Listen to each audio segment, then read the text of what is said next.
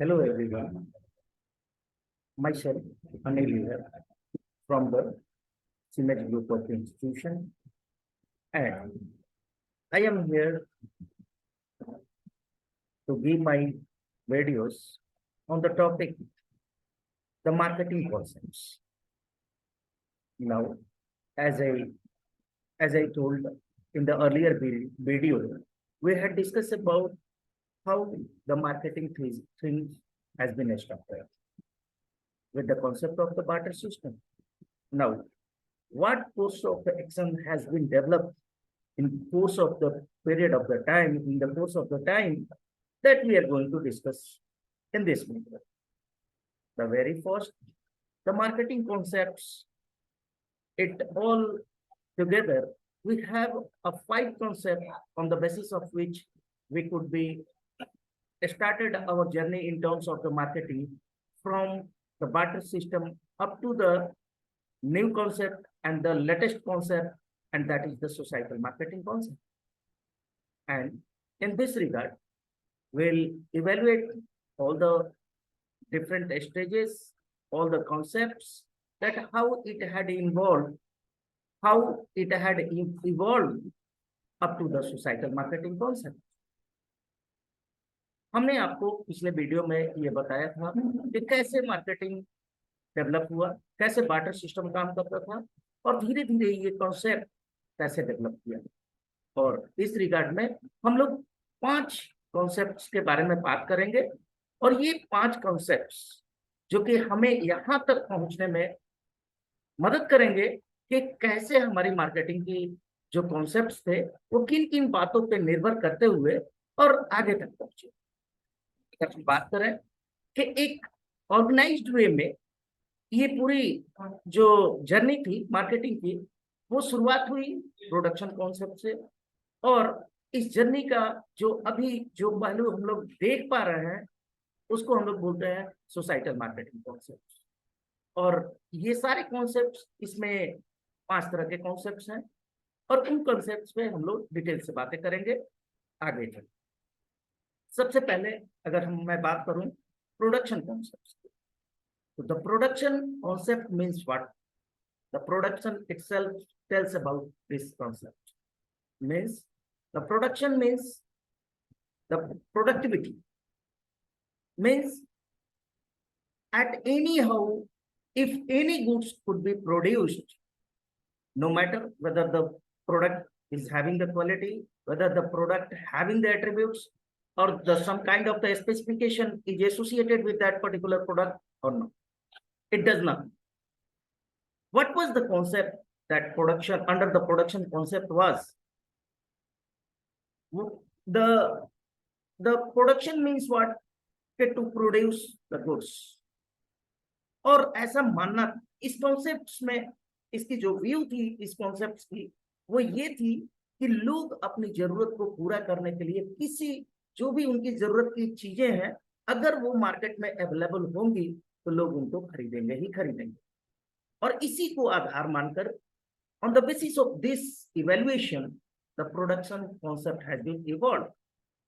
और इसमें जो मार्केटर्स का ये मानना था कि हम जितना ज्यादा से ज्यादा प्रोडक्शन करेंगे उतनी ही हमारी मार्केट शेयर और हम उतनी ही ज्यादा गुड्स को सेल आउट कर सकते हैं।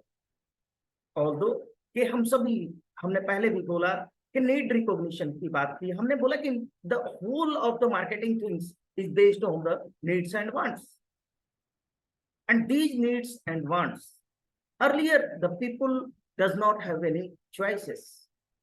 They have to fulfill their needs for their survival. And for that reason, this production concept has been evolved. And with the help of this production concept, the basic of this production concept was what? With the low cost and mass distribution. This was the base of this production concept. Means कि हम कम से कम पैसे में किसी वस्तु को उसकी उत्पाद करें और इसको हम लोग ज्यादा से ज्यादा लोगों तक पहुंचाने का। And this was the core basic of this production concept. हम ओवरऑल प्रोडक्शन कॉन्सेप्ट को ऐसे कंक्लूड कर सकते हैं कि इस कॉन्सेप्ट के द्वारा लोगों तक चीजों को पहुंचाना, ये सबसे बड़ी प्राथमिकता थी किसी भी मार्केटर। और हमने बताया था पिछले वीडियो में आपको कि it was only been possible after the industrial revolution. और जैसे जैसे इंडस्ट्रीज का डेवलपमेंट हुआ, जैसे जैसे इनोवेशंस हुए, हमारी प्रोडक्शन कॉन्सेप्ट और बेहतर होती चली गई। Now after course of the time, now after the course of the time क्या हुआ कि ये कॉन्सेप्ट जो था, धीरे धीरे ये लोगों को ऐसा लगने लगा कि सिर्फ प्रोडक्शन से हमारी जरूरत तो पूरा हो रही है, लेकिन हमें कस्टमर वैल्यूज नहीं मिल रहा है। और इस बात को मार्केटर ने भी समझा और कस्टमर इसको ओरिएंट करते थे।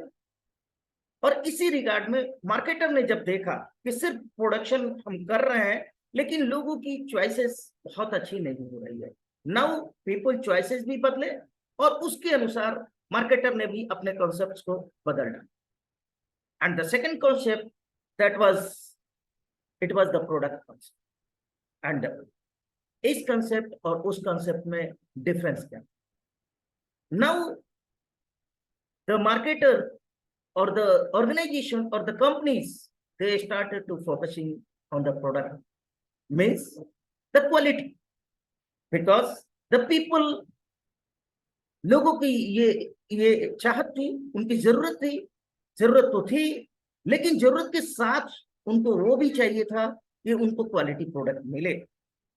और इस माध्यम से, इस जरूरत को देखते हुए मार्केटर ने अब पुराने कॉन्सेप्ट को छोड़ करके आगे आगे के कॉन्सेप्ट्स को लिया, and that is known as product concept.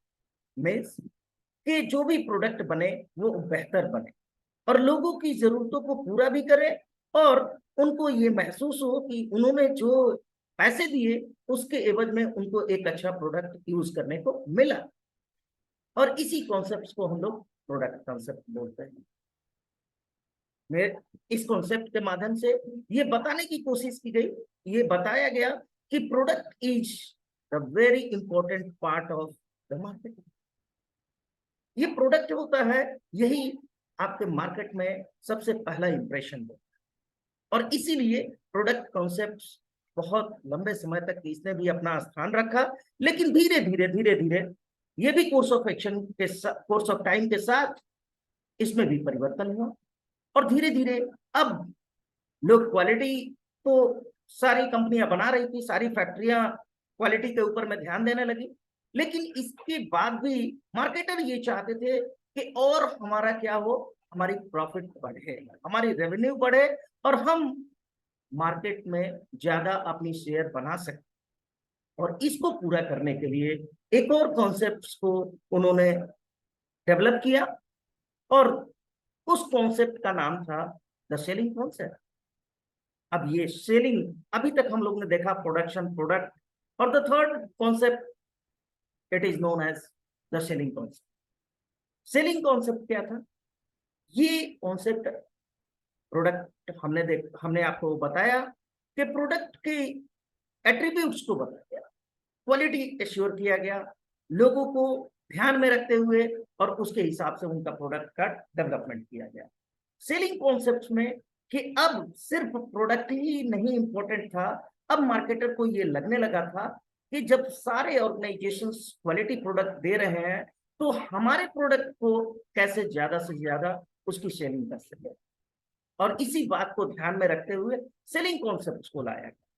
Selling concepts के अंदर में ये कोशिश की गई कि सेल को कैसे बढ़ाया जाए, क्योंकि हमारे पास प्रोडक्ट भी था और क्वालिटी भी था, लेकिन सेल्स को कैसे एक्वायर किया जाए, मार्केट शेयर को कैसे बढ़ाया जाए, इसको करने के लिए सेलिंग कॉन्सेप्ट्स लाया गया। और सेलिंग कॉन्सेप्ट्स में बहुत सारे प्रमोशनल थिंग्स को लाया गया, प्रमोशन जोड़ा गया, क्योंकि बहुत समय तक ये मार्केटर ने ऑब्जर्व किया कि लोगों को बहुत सारे प्रोडक्ट के बारे में जानकारी नहीं थी और इस कारण से उनके प्रोडक्ट की जो सेलिंग थी वो कम हो रही थी। और इसीलिए उन्होंने प्रमोशनल टूल्स को इस कॉन्सेप्ट के साथ जोड़ दिया। जो प्रीवियस कॉन्सेप्ट था द प्रोडक्ट कॉन्सेप्ट, उसके साथ उन्होंने क्या किया, जो अलग अलग कम्युनिकेशन टूल्स थे उनको उन्होंने शुरुआत किया। अब उनकी उनकी जो प्राथमिकता होती थी वो ये होती थी कि वो लोगों को प्रोडक्ट के बारे में बताएं और लोगों तक इस बात को पहुंचाएं कि कैसे हमारा प्रोडक्ट दूसरे प्रोडक्ट से डिफर करता है, और ये भी बताएं कि उसकी क्वालिटी कैसे अप्रूव कर, उनको कैसे एक कस्टमर के रूप में उनको वैल्यू मिलता है। और ये सारी जानकारी कस्टमर्स को देने का एक जरिया बनाया गया जिसको हम लोग प्रमोशनल टूल्स कहते हैं। और सेलिंग कॉन्सेप्ट्स में इस बात को प्राथमिकता दी गई कि हमारा सेल कैसे बढ़े, इस बात पे फोकस किया गया, और ये था हमारा selling concept. The next concept after the selling, it was the marketing concept. Marketing concepts में क्या था कि और भी बहुत सारी एक्टिविटीज मार्केट को अंजाम दे रही। एक मार्केटर के लिए प्रोडक्ट का डेवलपमेंट होना, सिर्फ उसको अवेयर करवा देना, इस बात से पूरी मार्केटिंग ऑब्जेक्टिव्स पूरी नहीं हुए। मार्केटर के लिए चैलेंजेस थे, और वो चैलेंजेस को पूरा करने के लिए मार्केटर ने एक और कॉन्सेप्ट्स को लाया, and that was marketing concepts. Under the marketing concepts, it holds that the key to achieve its organization goals consist of the company being aware if effective। इस पूरे कॉन्सेप्ट जो मार्केटिंग का concept, इसमें focus किया गया कि कैसे हम अपनी सेल्स को भी बढ़ाएं और कैसे हम अपने कस्टमर्स को और वैल्यूएबल बना करके और उनको रिटेन, क्योंकि कस्टमर शिफ्ट का एक बहुत बड़ा प्रॉब्लम किसके साथ, सेलिंग कॉन्सेप्ट्स के साथ। और इसी को दूर करने के लिए मार्केटर ने क्या किया, मार्केटिंग कॉन्सेप्ट्स को लेकर के आए, और उन्होंने इसमें और सारी एक्टिविटीज को इंप्रूव करना शुरू किया। मार्केटिंग के जितने जो अलग अलग एक्टिविटीज थे उनको इंप्रूव करके इसमें प्रोडक्ट भी शामिल था, इसमें प्राइस भी शामिल था, इसमें प्रमोशन भी शामिल था, और other aspects of the people. Customer को कैसे ज्यादा से ज्यादा सेटिस्फेक्शन मिले, इस बात को ध्यान में रखते हुए इस कॉन्सेप्ट्स को लाया गया। और इसमें प्रमुखता कस्टमर के थी। कस्टमर ये पूरे तरीके से कस्टमर ओरिएंटेड, और इसी कॉन्सेप्ट्स को हम लोग बोलते हैं मार्केटिंग कॉन्सेप्ट। मार्केटिंग कॉन्सेप्ट्स, क्योंकि मार्केटिंग बहुत पहले से शुरुआत हो जाती है, प्रोडक्ट डेवलपमेंट के पहले से मार्केटिंग की एक्टिविटी शुरुआत हो जाती है, और इसीलिए इन सारे पहलू को ध्यान में रखते हुए जो कॉन्सेप्ट इजाद किया गया, जिसमें product, price, place, promotion, everything, all the attributes of the marketing, all the activities of the marketing that has been considered, and in this regard the marketing concept has been evolved. Now the last concept with which we are running today, and that is the societal marketing concept. As I told earlier, कि under marketing concept क्या था, customer valuable. लेकिन अब ये जो नया concept आया, जिसको फिलिप कॉटनर ने डिफाइन किया, कि मार्केटिंग को ही उन्होंने डिफाइन किया कि it is a kind of the social process. Now the societal marketing concept also been evolved, because the whole of the society have a very huge impact on the marketing. It is not only an individual, it is not only the one customer, rather than all the customers, rather than the whole society had been taken into consideration under this concept. Why society? Because all the peoples have their needs, have their wants, and all the people have their specific kinds of the observations, and the things could be perceived individually also, as well as the society also. And in this regard, ये माना गया कि पूरे society के लिए जब तक हम नहीं, अगर किसी सोसाइटी को हम प्रूव नहीं करेंगे तो हम मार्केट में सक्सेस नहीं ला पाएंगे। और इसीलिए जो लास्ट कॉन्सेप्ट था, that was societal marketing concept, और इसमें सोसाइटी को महत्व दिया गया, पूरी सोसाइटी को ध्यान में रखते हुए each and every attributes, product, price, place, promotion, and the other attributes of the marketing that has been included under this concept. Now, one thing, how it is societal concepts में ये भी ध्यान रखा गया कि एक पर्टिकुलर अगर customer है तो वो भी उतना ही इंपॉर्टेंट है जितनी पूरी सोसाइटी, और पूरे सोसाइटी को ध्यान में रखते हुए, से फॉर एग्जांपल कि अगर हम लोग बात करें कि अगर कोई एक व्यक्ति कस्टमर अगर जा करके अगर किसी प्रोडक्ट को परचेज करता है और उस प्रोडक्ट का वैल्यू उन्हें नहीं मिलता है, तो he will evaluate, he will share those things with the society also, and the society, the other people also, the society that does not respond for that kind of the product, because the people influence from the society, and that's why the marketer consider the societal marketing concept which is based on the societal aspects. उसमें जितने सारे society के aspects हैं उनको महत्व दिया गया और इनके आधार पे ये न्यू कॉन्सेप्ट लाया गया, और ये कॉन्सेप्ट अभी हमारे मार्केटिंग एस्पेक्ट्स में चल रहा है। In future might be possible कि सम अदर कॉन्सेप्ट्स में develop, hope for the best कि हम लोगों को कुछ और कॉन्सेप्ट्स मिले, इसके लिए हम लोगों को तैयार रहना चाहिए, क्योंकि the way the things is going to be change, now the another concepts may evolve. Thank you so much. उम्मीद करता हूं कि ये वीडियो आपको बहुत अच्छा लगा होगा और आप इसको लाइक दें और शेयर करें दूसरे के साथ और इसको व्यूज करें। Thank you so much.